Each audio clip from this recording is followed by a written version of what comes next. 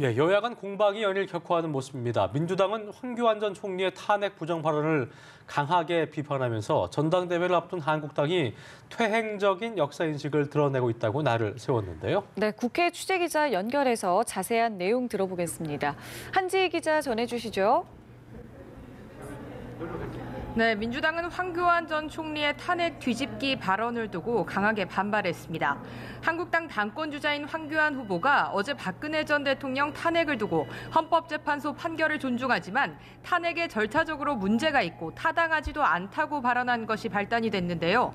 민주당은 한국당이 전당대회를 앞두고 민주주의의 가치를 부정하는 퇴행적 역사인식을 드러냈다고 맹공을 가했습니다.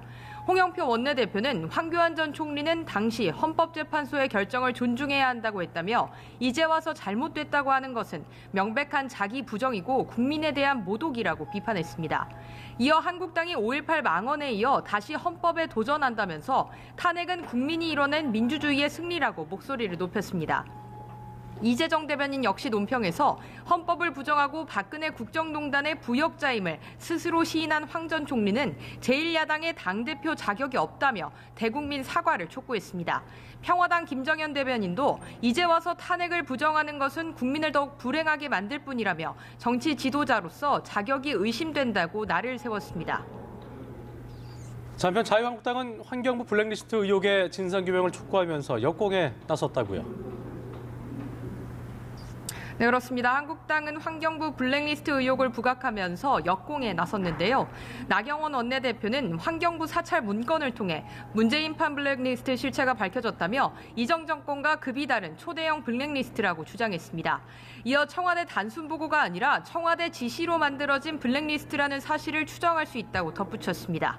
한편 오후에는 한국당 전당대회 당대표 후보자들의 3차 TV 토론회가 예정돼 있는데요.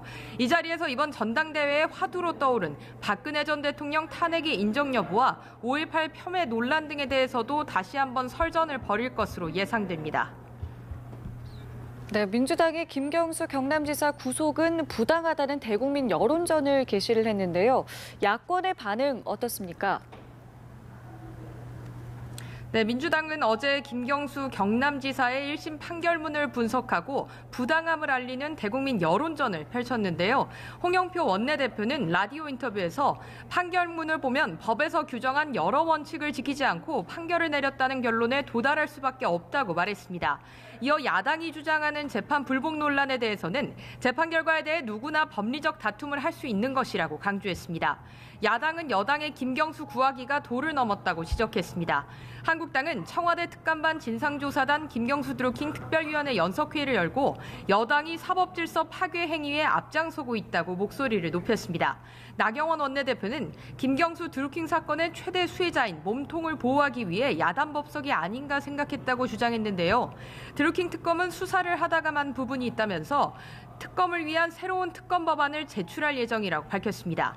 바른미래당 손학규 대표는 민주당이 대통령 측근을 한 명 살리기 위해서 사법부의 권위를 훼손하고 판결 불복을 부추기고 있다고 말했습니다.